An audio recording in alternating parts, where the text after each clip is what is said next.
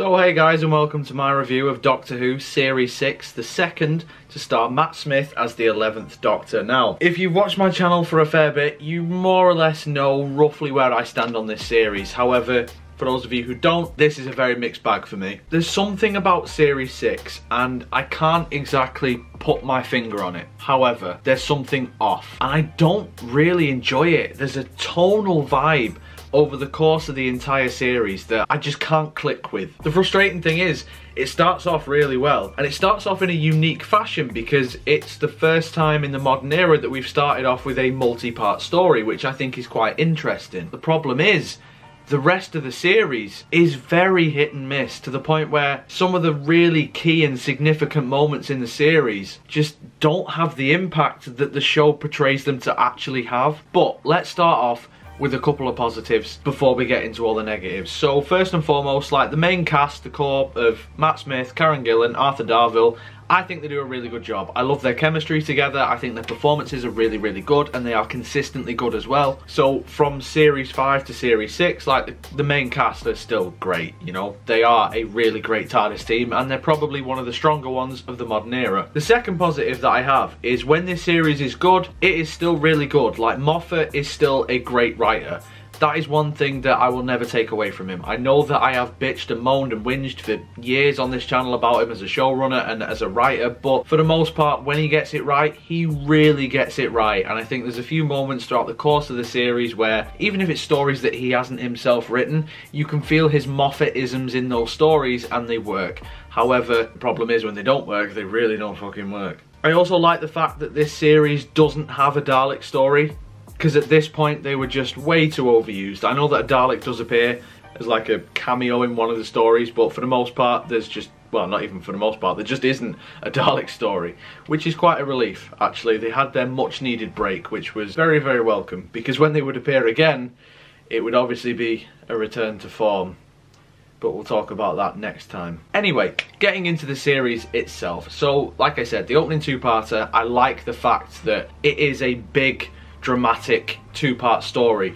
I love the silence. I love the entire plot, actually, of Impossible Astronaut and Day of the Moon. I think it's a really, really strong opener. But again, there's something tonally off about it. And I think, I said this because, by the way, check this out, little plug.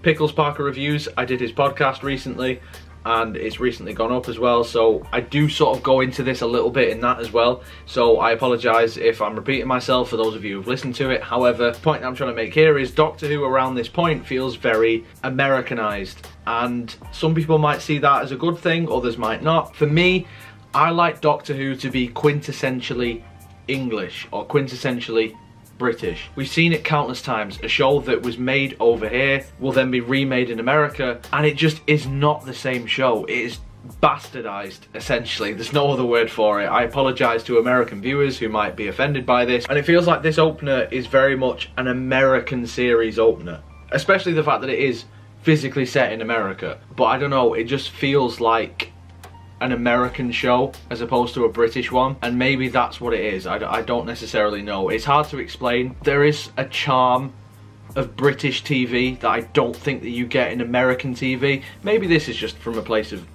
well, purely biased from being an Englishman myself, but I don't know, there is just something about the way that the British make their TV and their movies that the Americans don't do.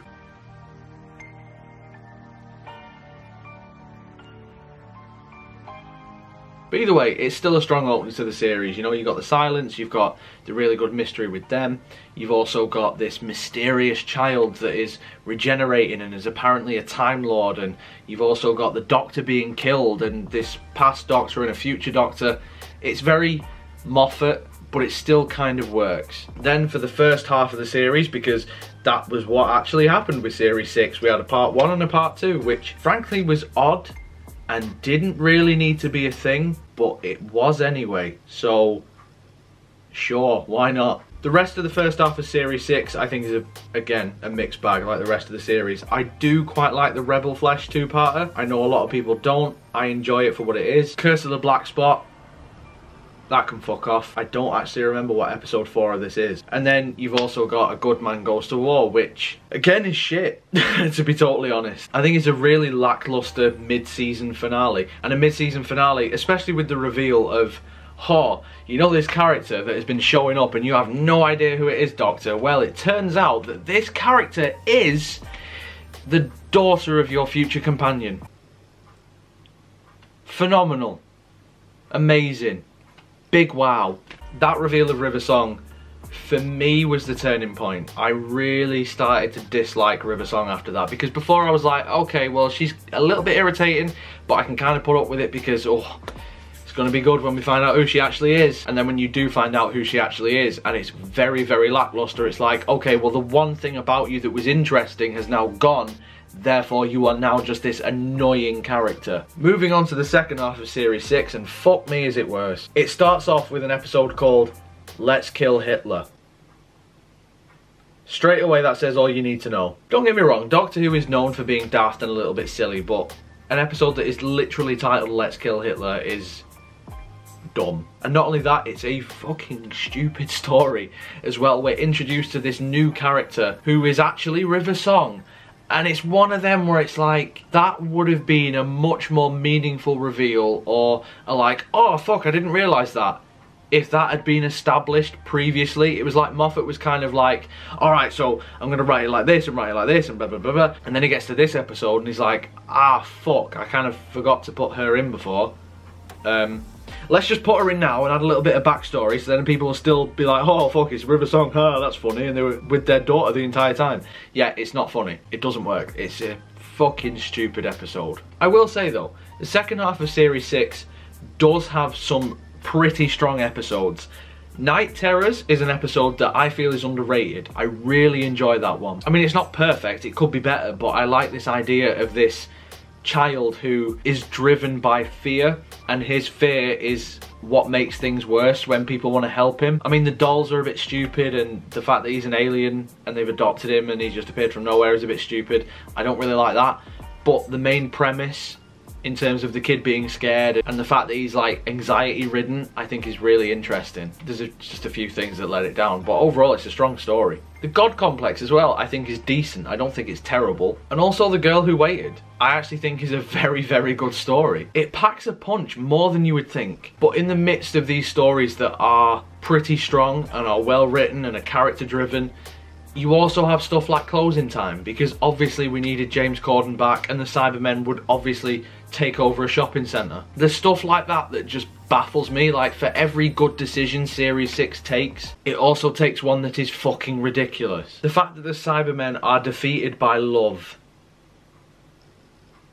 Really? And then you get to the finale, which I would say is up there as one of the weakest finales. I really don't like the wedding of Riversong. This finale feels right for this series because it's a really over-the-top, complex, not quite fully on board with you type finale, which is exactly what the rest of this series is. The rest of this series is overly complex with its plot threads, the way that it handles stuff. It's very heavy-handed in places. It's very goofy and wacky, and tonally it's a bit all over the place as well. So in terms of it fitting for this season, it works, but as a finale itself, or just objectively looking at it as an episode of Doctor Who, it really doesn't work. It's just a mess. Like, why are we bringing back Churchill again? Why are we bringing back all these different characters? Why is the world messed up? And why is that? Like, there's just too much going on. There is way too much going on.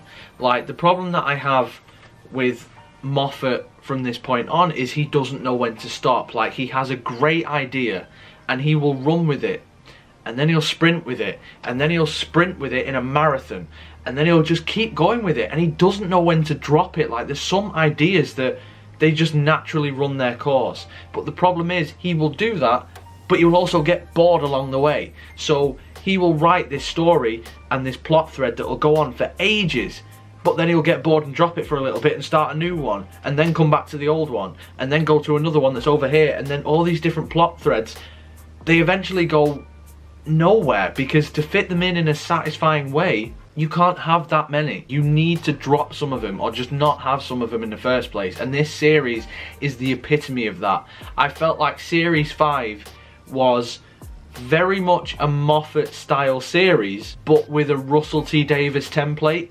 Whereas this was full-blown Moffat, and it doesn't quite work. Like I said, there's some great episodes in this series. There's a lot that I really enjoy, and rewatching them again, I think they're better than I gave them credit for initially. Night Terrors is one of them. God Complex is another. Rebel Flesh is another one. But then you get stuff like Wedding of Riversong, Closing Time, Curse of the Black Spot. These stories that are just crap.